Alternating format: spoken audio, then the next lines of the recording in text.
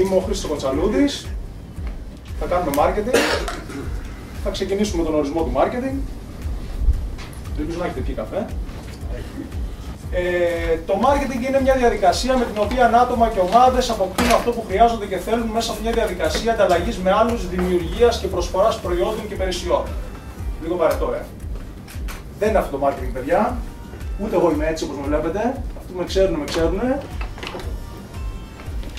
Το marketing είναι διασκέδαση. Το marketing είναι να κάνουμε αυτό που θέλουμε, να βγάλουμε αυτό που έχουμε μέσα μας και να ικανοποιήσουμε τους πελάτες μας.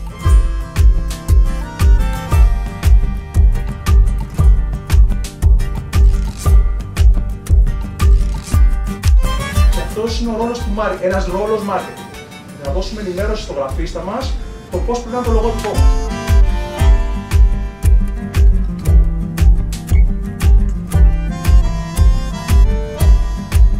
Οπότε το βασικό που θέλουμε να φροντίσουμε τους πελάτες μας. Και όταν λέμε να φροντίσουμε τους πελάτες μας, δεν σημαίνει μόνο φωτογραφικά, σημαίνει σε όλα τα επίπεδα. Δεν πρέπει να σκεφτόμαστε μόνο καθαρά φωτογραφία. Έχοντας δει μόνο το site μας, ή έχοντας δει μια φωτογραφία μας, ή έχοντας δει ένα άλμπου μας, πρέπει να πάρει να νιώσει κάτι για μας.